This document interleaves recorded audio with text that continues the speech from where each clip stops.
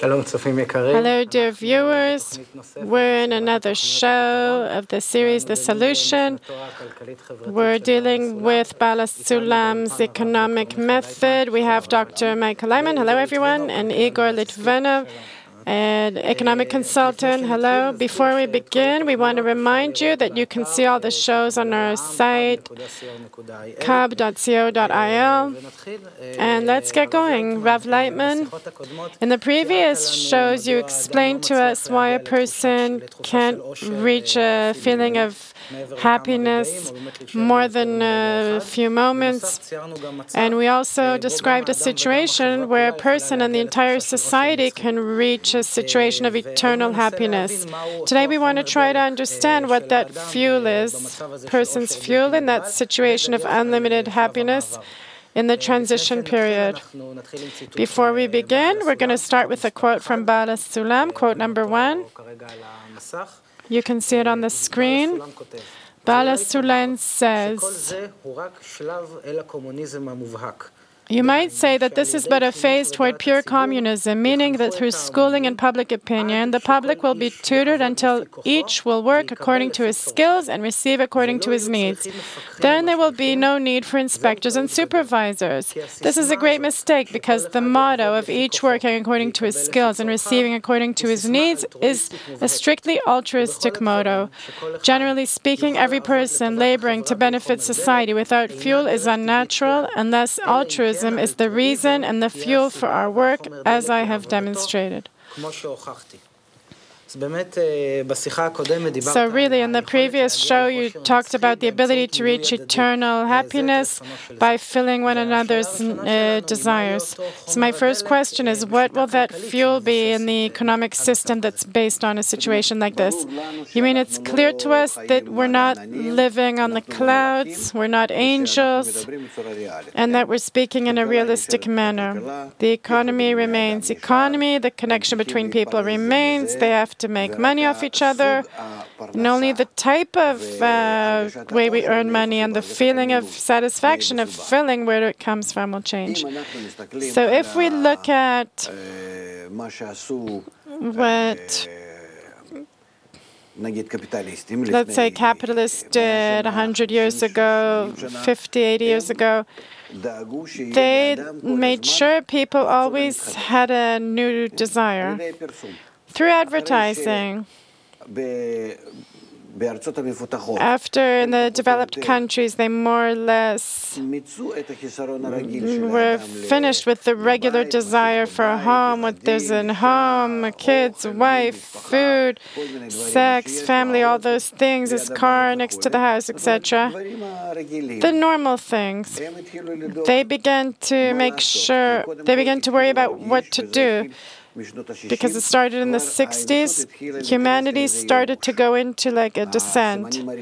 Those were the first signs that people aren't happy. People started losing like direction. What are we living for? That's when the flower children and all those movements began. And the concern started to be felt also among the leaders in the governments. And also for the benefit of those that want to get rich, and also the masses that want to feel that they're going and advancing in life and to feel that they have something to live for. They began the consumption society, that each time we have to awaken in a person a deficiency, he needs to go to work and buy it. We'll make a profit off of it, the country, everything.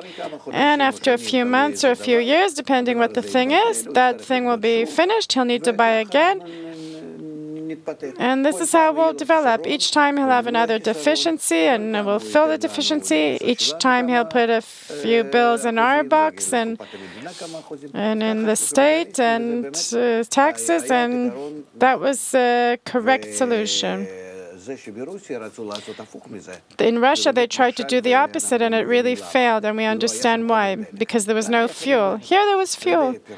Through advertising, they inflated people's desires that they have to buy more and more.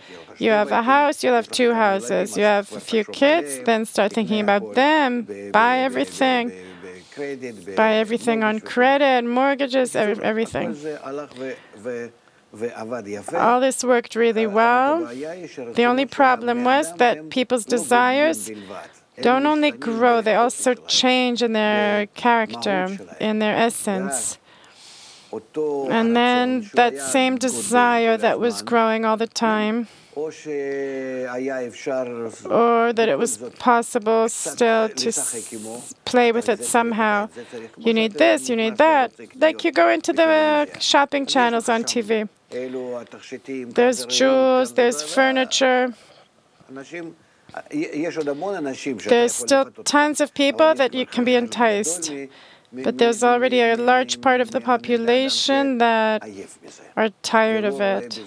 They don't see any filling from it. That's what I mean by tired. They don't feel happy from it. That's on the one hand, and on the other hand, not just from inside, a person is changing toward his needs, but also on the outside we see that we don't need those people. What should we do with them? Should we just hold them in factories and all kinds of offices and pay them a salary so they'll be able to buy? Like they wanted to hand out $100 to each person in America. What are we going to do? How can we continue with the previous economy? And we see it's a problem. The problem is coming from both sides, and inside the desire is changing.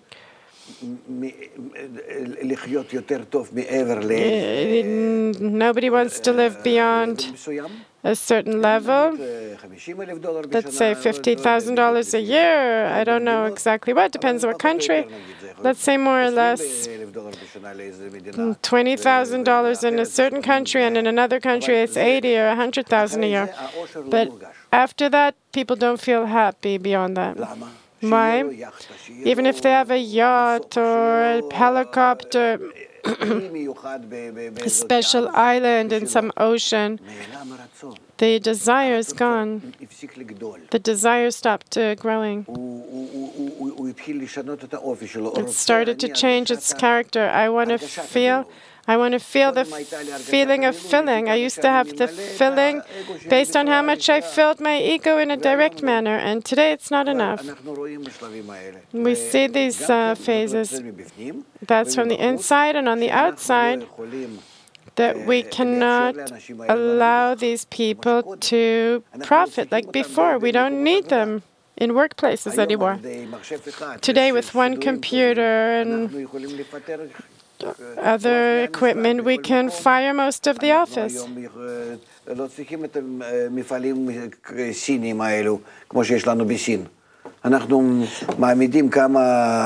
We don't need all these factories in China. We have a few product lines, and that's it. It's automatic.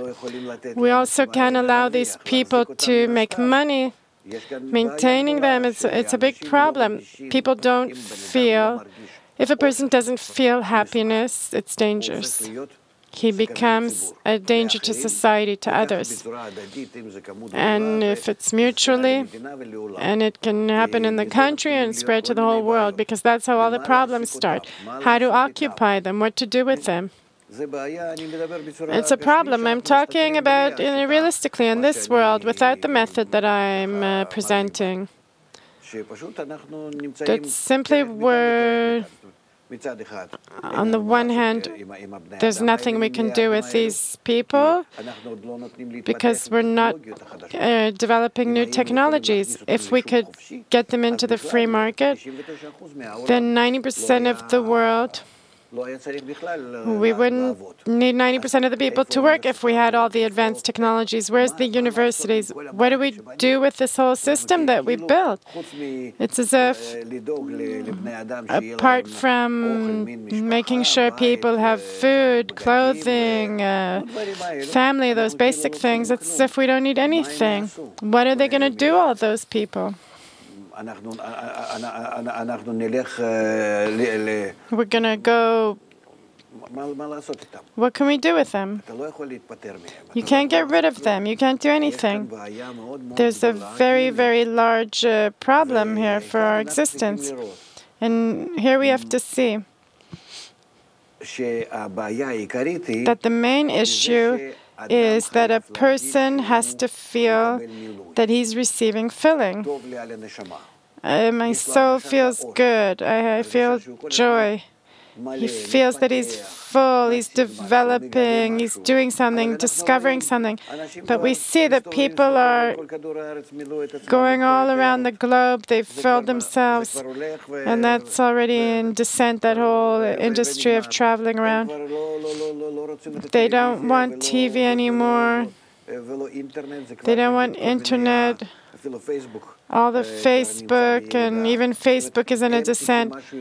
They need something with greater quality. They need a feeling of happiness. And the feeling of happiness, we need to understand that it's possible to give them only by that what you bring them does not extinguish their deficiency, that the deficiency and the filling will be one across from the other and don't neutralize one another. Because if I fill my deficiency, afterwards I don't feel that I'm enjoying myself, that I'm happy. So the feeling of happiness, and I'm talking about food and basic things that have to do with my body, I'm not talking about that, I'm talking about things beyond that. I have to come up with a patent, how a person can feel that he's enjoying life. And here we have a problem. If we look at it in a linear, simple manner, rational, like before, like up till now, to enjoy, I have to take an example like a mother and a child, that she can enjoy the child because she's not filling herself, she's filling the child with her love for him. And then, to the extent that he receives, she's happy. And this feeling is never ending, this feeling of happiness. If we can connect people in a global, integral manner, mutual manner, where each one will influence the other, where each one will fill the other, he won't be filling the other, he's actually filling himself. It's as if he's filling the other person, but he's actually getting pleasure and filling himself, only on the condition that they have between them this atmosphere, this connection, that everyone's doing this and everyone feels good from it. It depends on education. If we take some company, small or big, it doesn't have to be all of society, it can be certain regions, and we begin to educate them in this manner with workshops,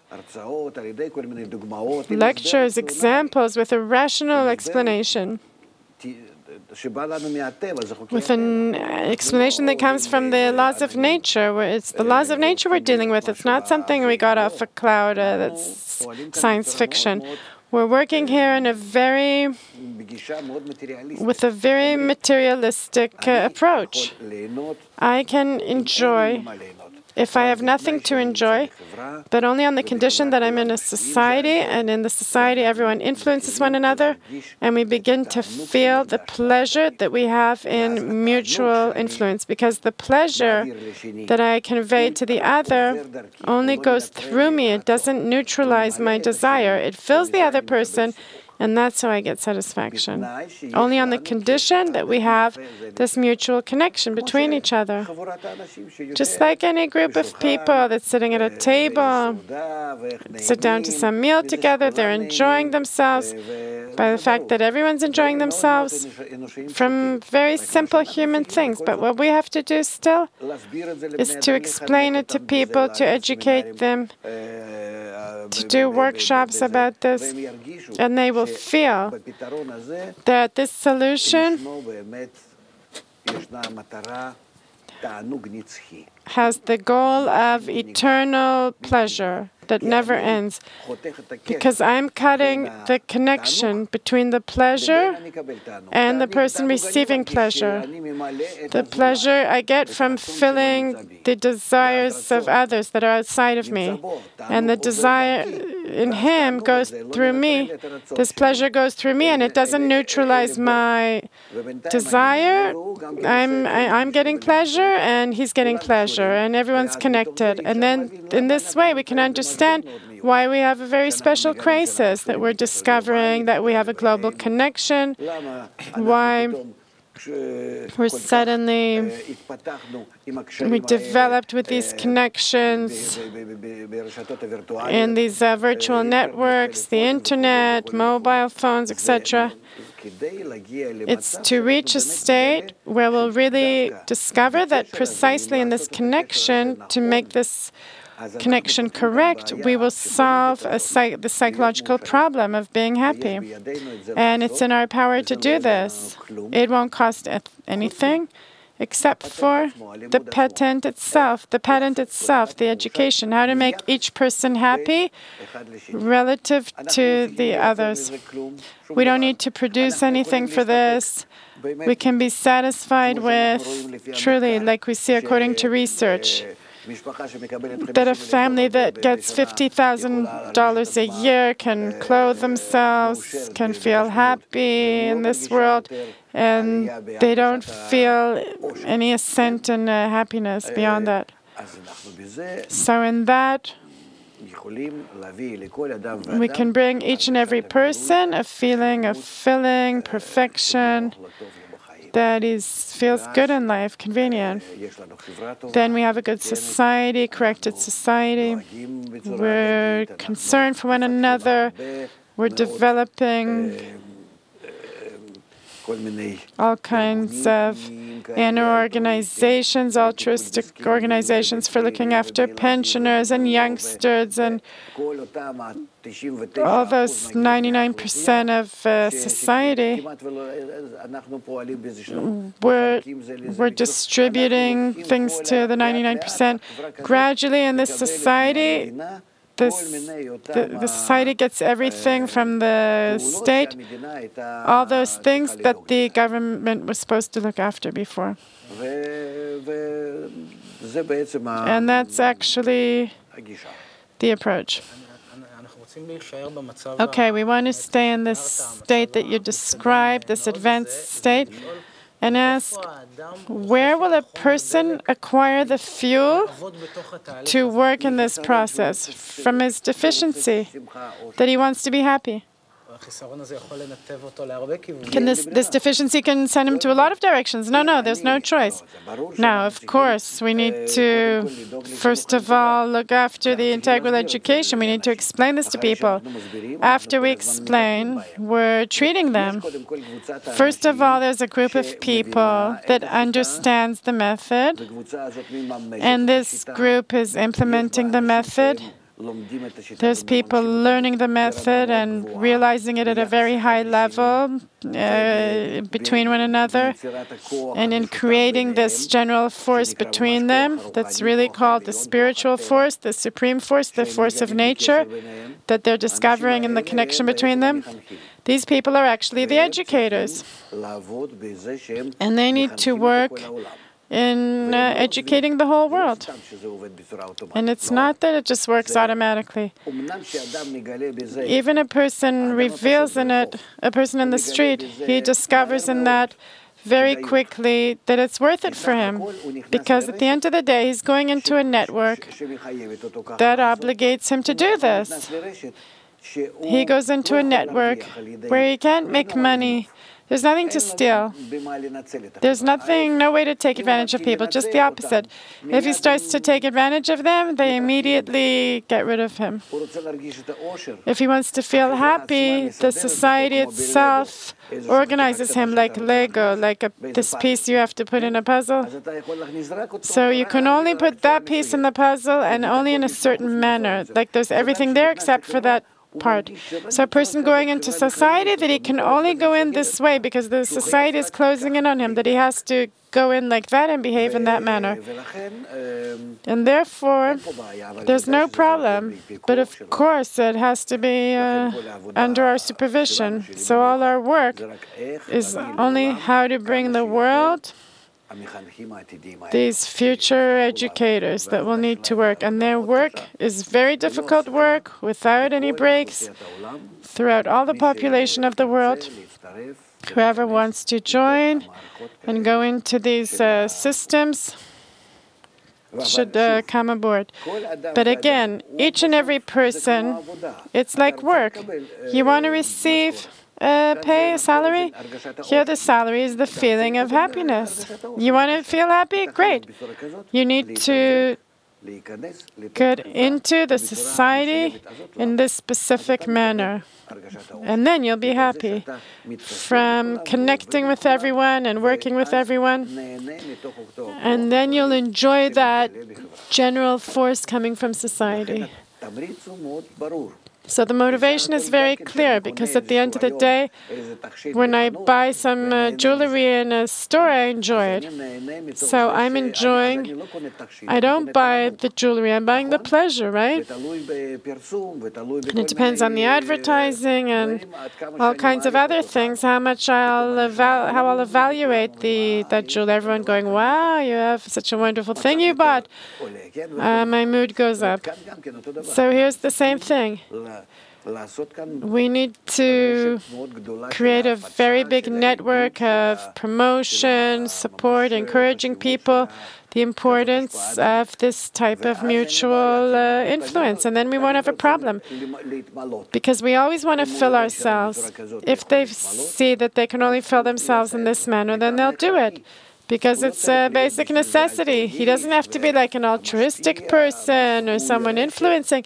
He'll see that otherwise he has no life in him. We wanted to ask if this fuel you spoke of is something limited, or is it a limited resource? This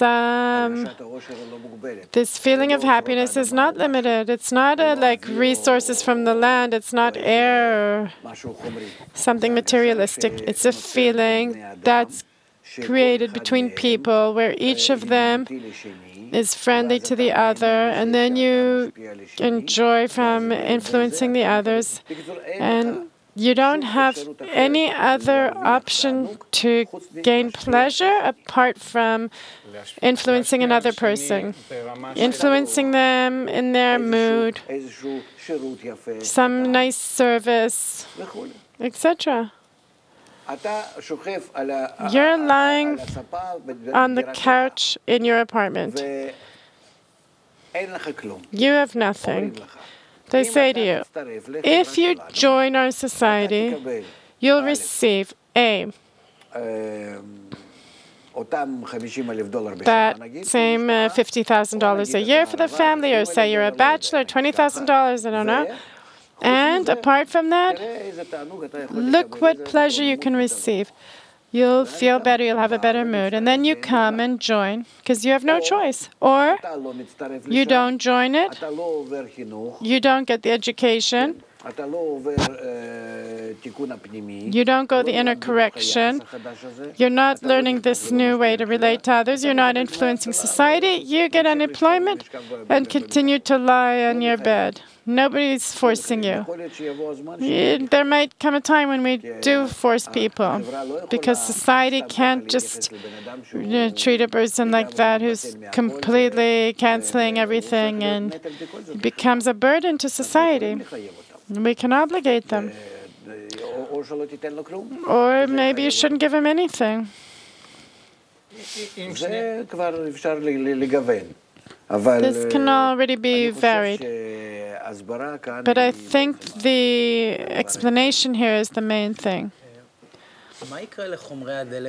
What will happen to other types of fuel that serve us at the moment? If we begin supplying the world with the integral education that we can explain just like we're explaining these relations now, and other examples, we need to understand that through this integral education we're teaching adults and elderly and kids, and we're developing culture and education and TV and movies and everything. We're beginning to work in such a way that a person is starting to receive like a brainwash advertising. There has to be a lot of PR work here. And I don't think that if we do it correctly, I don't think we'll need anything else, and people will understand that all the other things are not giving them filling. They're giving them, but only in the meantime. It depends on the development level of people. We see that in developed countries, their people are already desperate, and it's easier to talk to them about it. And at the same time, they're more egoistic than they were in less developed countries. So here again, we have faces to here and faces to there. But I don't think that we need to take it into account. But the more we advertise the method of correction, living in this mutual society, and whoever feels that it's that way can join, and whoever doesn't won't. Rav Laitman, we'd like to take all this insight and to implement it immediately, what we call in the transition period. We prepared a few questions that deal with this directly with this phase. We're going to show quote number 2, where Baal HaSulam writes, hence, performing these acts of bestowal upon others in the form of work for the Creator to achieve through it the purpose of creation, which is adhesion with Him. This adhesion comes to the worker in the measure of his pleasant and pleasurable bounty, which increases up to the desired measure for rising to know his genuineness, ever developing until he is rewarded with the excessiveness implied in the words, neither hath thy eye seen a God beside thee. And imagine that the farmer and the worker were to sense this goal before them while working for the well-being of society. They would certainly not need any supervisor, since they would already have sufficient motivation for a great effort, enough to raise society to the ultimate happiness. And our question is, how do we explain the first paragraph with the help of that we're not in this final phase? We're not in the final phase. We're saying, as I said before, there's a group of people that are called, let's say, this seed of this mutual responsibility society, you can call it Bnei Baruch, whatever, that they are capable of working according to their yearning to receive the supreme filling. They have this yearning, they have this deficiency, and you can speak to them about it, and for this they're willing to do activities. They have fuel because they want to receive it precisely from revelation of the Creator. Regular people, the 99% of the world, are not capable of that. Their will to receive has not grown and has not discovered this point in the heart to receive filling from this upper point. And they're yearning to feel that same thing, actually, just not from the Creator. It doesn't matter from where, from some place, from some source of happiness. I need to feel happy. So this source is hidden, but I'm getting this feeling of happiness. I'm convenient. Everything's convenient. I feel great. That's it. That's all I want. I don't know. Creator, you're talking to me about things. There's nothing like that in my range. That's what the 99% of people in the world will say to you. So with them, we speak in a different language. We hide the upper force and this mutual work, etc. We hide it behind words that they're capable of understanding. But of course, that filling comes from that higher place, but it comes through us, by us conveying the system to them, by us organizing them in the manner they need to be organized. And then they accept it. They get that filling. But they just don't know about the source because they can't reach the source at the moment. Through our acts, very quickly, they will also discover a deficiency to receive filling precisely from revelation of the Creator, and that's what will push them even further forward. So you mean in the transition period, those workers that are in the transition period, what is their motivation? Happiness. It's very simple. You want to be happy? You don't want to feel the crisis, not in your family, divorce, not with kids, not in your life, with depression and suicide. You want to organize society to be better, nicer. You want to have lots of energy. You want to see life with open eyes, truly, and not that you close your eyes and forget everything. You want it? Great. We're bringing it to you. You don't need to work hard. Just come to a course of ours, participate, and you'll see how great it will be. And whoever's in a course gets a scholarship. Instead of calling it unemployment, call it a scholarship. And he will be satisfied with much less than what you're giving him now, because he'll feel happy. They'll want to have meals together in this course. So bring them morning, evening, afternoon, bring them meals, and bring them games. Games for connecting. A person will feel happy. You can put in activities for kids, for adults, for mothers, for everyone. You have the ability. People will begin to feel satisfied. What does he have apart from that? When he goes home, what will he see? He has nowhere. He has nothing to enjoy. It's a problem. Today, we can't find a source of happiness. I zap through the channels, there's nothing. I go into the internet, it's not like it was 10 or 15 years ago. Today, it's now the piles of garbage. People aren't capable of being in that all the time. They're searching, but it's like you're looking for a diamond in a haystack. You described a situation where truly not all the people are in the same levels of desire. Also, the different points of society. How will economy look in a situation like this where people are in different stages of realizing this desire and the different fuels that will motivate them? The problem is that you still have lots of people in the world that they're not buying anything anymore. They have no ability to buy. They're not consuming anything. They're unemployed. Until when will you be able to maintain them and give them money? That's another question. That's one thing. The other thing, that you have to still give them some kind of filling so they won't go out to the streets. So I'm unemployed, so what? I have a problem that I'm unemployed. Or is it the government's problem? It's the government's problem.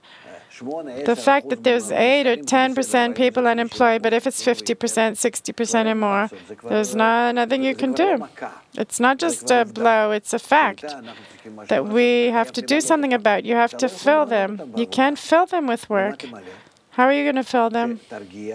That you'll calm them down. They need to feel happy. You're organizing them to be more intelligent. You raise their perception and everything, their approach to life. You organize them in the integral studies. There's nothing else to do.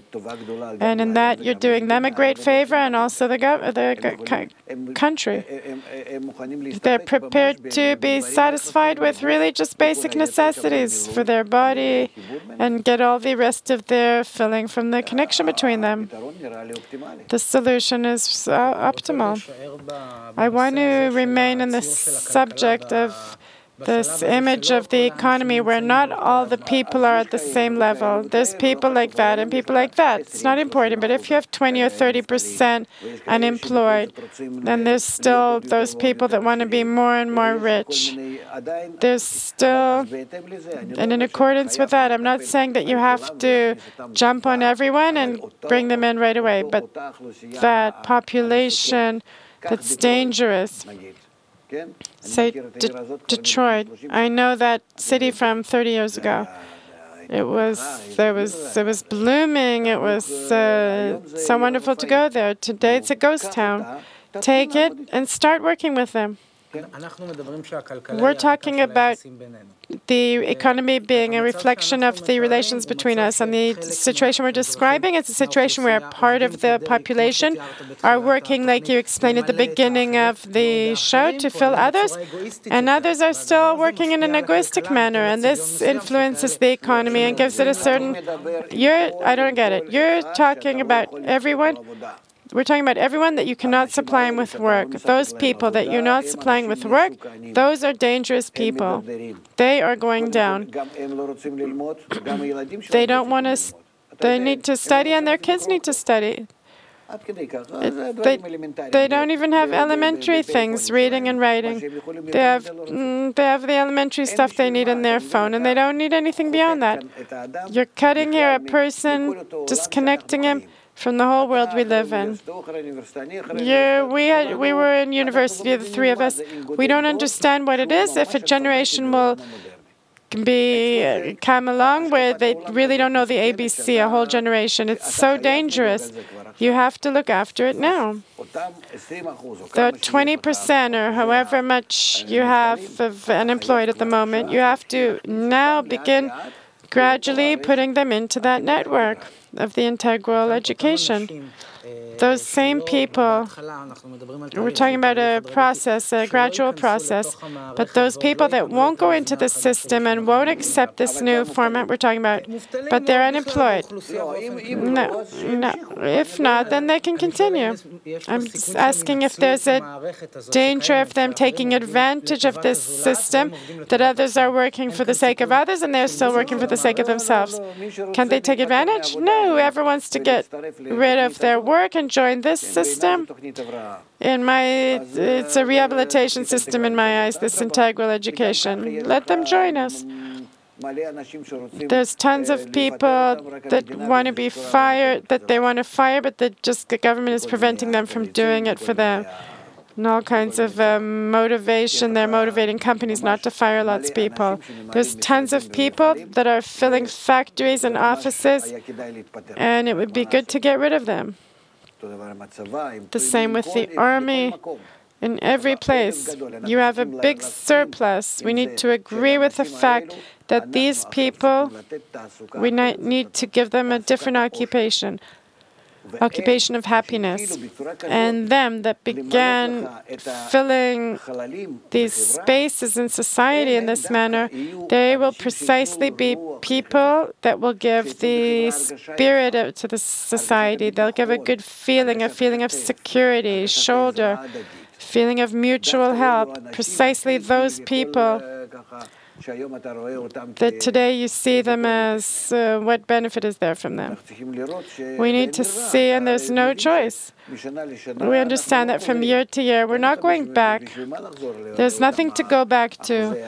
Those statistics and export success.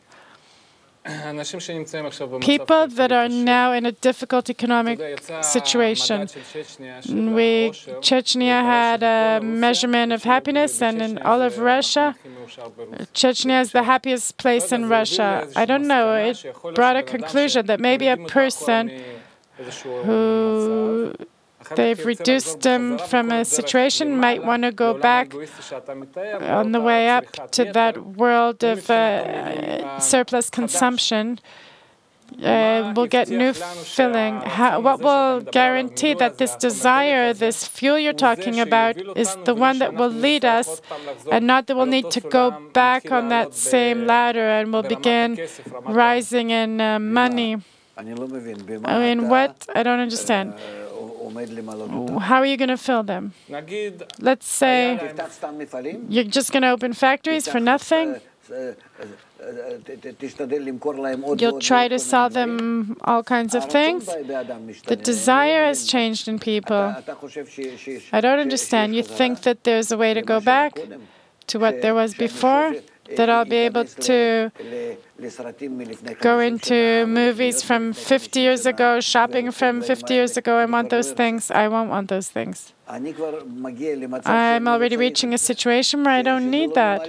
It doesn't fill me. They were talking about the inner filling. When I buy something, I'm filling something inside. And if I buy something and it doesn't fill something inside, then I don't need it. I don't need it. How can we go back? This inner feeling that we spoke about, does it require some physical act? Why physical? I pay a lot of money for filling that's not physical. That I go to see something pretty, hear something pretty. I was in London, I paid $150 for a ticket to the opera. That's money. But I paid. Why? Because it's filling. And still, we're saying that people have to reach physically to a place to do integral education. They can't just get instructions from now on, think about the others in a good manner, and in that way you'll fill each other. We don't teach them. We teach them gradually through games, all kinds of nice activities. We teach them about life and nature. They learn lots of things. They become people who are very, very effective, beneficial in the whole way they look at the world and how things work, relations, history, geography. People, maybe you don't feel what state people are in, even though you finished school, excuse me. You have research that shows that people after school, they don't even know how to read. How is it even possible? We really need to work with everyone, but in that you are building a world for those people. And it's not with pressure, and it's through games where people doesn't obligate them in any way. People truly feel good, like you used to feel good when you were a kid. Like, that's how, why not? You should leave your bank and come to us also. And in the framework of these shows, we're describing an altruistic economy. That world is a little bit, okay, my question is this question of simulation. How would you sell this economy to like an average egoist like me? How would you sell it in my current state? Let's say in the transition state. To an egoist like you, I wouldn't sell it. You will continue being a professor in university, and you'll continue with your lectures. And you're really good at that. You're enjoying it. You do good work. In the meantime, you're telling them about the economy, the old economy. and how much it is still apparently good in your eyes. In that you are accelerating recognition of the evil of the state. So continue. I'm turning to people who are truly in trouble, that they feel that they have no choice, they're empty, they have no future. Life is not allowing anything. They're sad. It can be even people with money, but they feel empty. It can be people who have almost nothing and won't have anything in the future. This inner emptiness, first of all, and also emptiness, maybe not internal, but in their pocket. I have to bring those people and those people. First of all, I'm standing the population that I'd like to reach is A, unemployed, those that don't want to have anything to do with anything. There's some that worked and there's some that have never worked. So any person that's not working, that's not busy in a certain type of work, any person that wants to get out of work, if he has this promise of a certain income, I'm willing to receive him. And on the other hand, from all the other levels of society, busy, not busy, whether they want to or not, wealthy or poor, whoever feels that they don't have filling, they don't have the joy of life. I don't have money or I don't have joy, one or the other, and I don't have work. Every single person, even the mother at home, she does nothing to do throughout the hours of the day. You can come for a few hours a day and be connected to us. So it turns out that we're talking about quite a quantity of people that we can already organize in this framework. How do we create an environment for supporting the transition from the current economy to the altruistic economy? We don't really need to. You think that we need to create programs and forces and. I think that it will all happen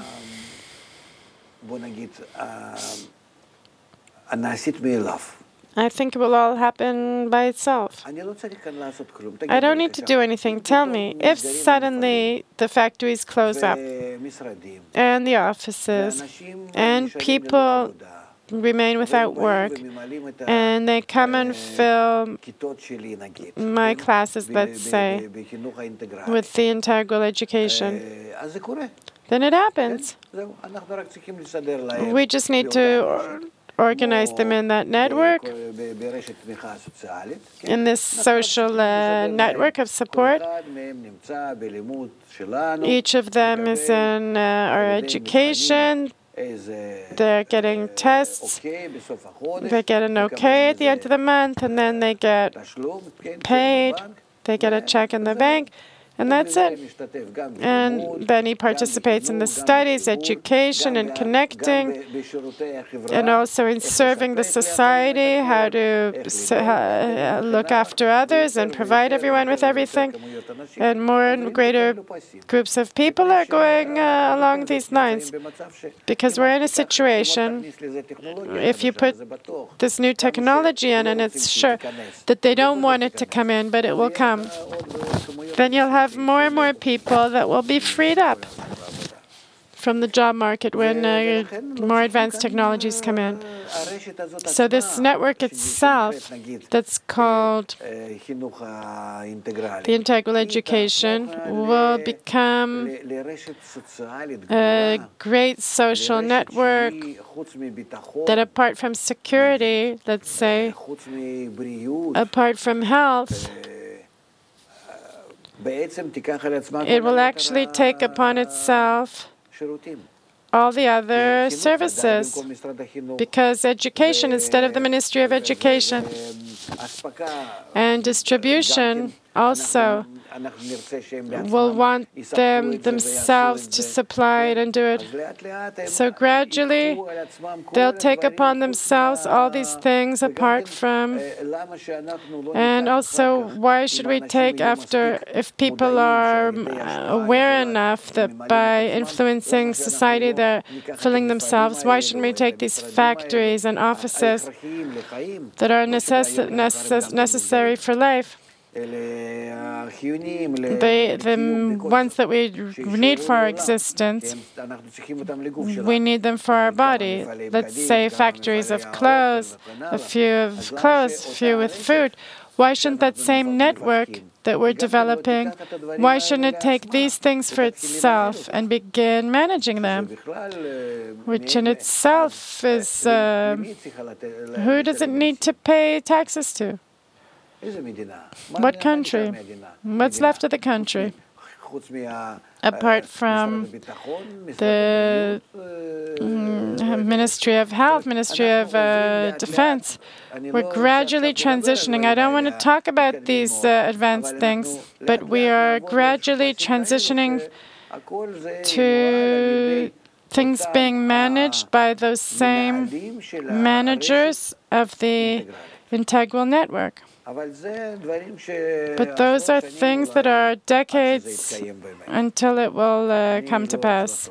I don't even want to think about it. The solution for the failing society, that's where I am in the meantime. That's what I'm talking about. So you said you don't want to talk about the more advanced state, but a person that goes into a course now, goes through this stage, comes out and sees the world behaving as usual. No. First of all, he's in a course all the time. It's like Alcoholics Anonymous or Weight Watchers, all those things. They have this connection between them. They support each other. They enjoy being like this. It's the same thing, but in much greater numbers. It's millions of people that will take part in this, including kids, pensioners, that you can already start working with these old people. There's no problem. And all the unemployed. So you're saying it's a decision. It also has economic aspects. We have to start organizing these things. I don't think it's from those same financial resources that you need to maintain this population. I think you can also maintain them with the integral education. You don't need to influence a lot. You have one person that can hold a group of 30 people and even more. There's no problem with that. If the government starts getting into it, then of course we're going to have problems. How much it's going to cost.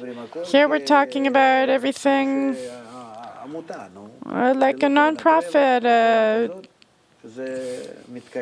that it exists. And it happens without money flowing through it. The money that's going into all these places, to the social services, unemployment bureau, you don't need to add anything to that.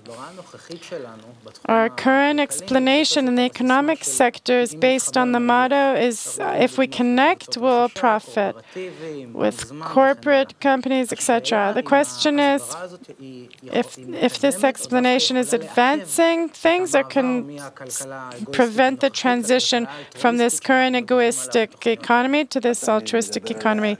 You're talking about us? I'm talking about consumption together, buying together. Of course, it's all in there. We've spoken of it in the past, that for these kind of groups have very strong buying power, even though they buy just basic necessities. And we're going to use it, of course.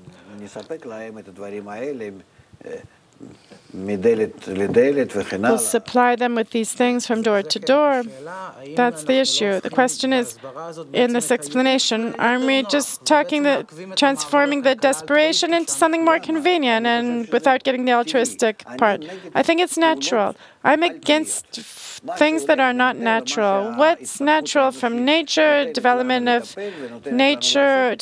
people, that's what we deal with. Why do I have to go now and by force, with a command from above through the government, start making steps? It's against the desire that's in the public. I need to first educate the public, that same public that's prepared for it. And if they're desperate and they don't have any choice and I can maybe pay them off a little bit, then I do it. There's no one else that can deal with them. There isn't. Let's say if you today go to some country, some developed modern country, there's 10% of the population that's unemployed. And apart from this 10%, there's probably another 10% that have never even registered that they're unemployed. And if you take the elderly and everything, you have another 20%, etc., etc. You can get close to half of the population, half of them, that they can join. Now, everything depends on how you invite them, how you promote it, how you organize it. And you can easily attract them. Part of them you have to do through the unemployment bureau. Pensioners will come anyhow, just invite them. And maybe mothers. It depends what activities you provide with treating kids, dealing with household issues. If you bring all these things, all this basic knowledge for dealing with the family from the integral education, then they will join happily. We're approaching the end of the show. We wanted to add to our explanation. We see that the crisis in the U.S. that happened in 2008 is continuing, and the world is going on. Business as usual, stock exchanges. It doesn't look that people are really internalizing our message about the relations between us. Do you feel that this explanation is touching people? I would like to say like this. We're developing. This developing is very quick. The fact that it's the 6th year since the crisis, it doesn't mean anything. In this, it's a very small historic period. The fact that it's continuing, of course, it's going according to our program because we're reading Nature. We're not reading about the stock exchange. The fact that the world needs working force less and less, that's a problem that can't be ignored. And what can we do with the unemployed and everything? It's a very big problem. It's a very big headache for Europeans. And soon it will be the same for the Chinese. And in India, it's a very, very dangerous problem. If they don't understand that we have a truly new trend here to bring to the world some guarantee of security. I'm talking about a world war. I'm talking about something, not just the spring riot or these revolutions. I'm talking about very big outbreaks because millions and millions of people from year to year are going out of the job market. And no one has a solution what to do with them. And I'm only talking in that direction. Allow us to make them quiet, intelligent people, happy in life, so that it won't cost you a cent more than what you're investing today. On this optimistic note, we've reached the end of the show. Dear viewers, thank you for being with us. Thank you, Rav Laitman. Thank you, Igor Litvinov. We want to remind you that you can download the shows on Kub COIL. And until next time, so long.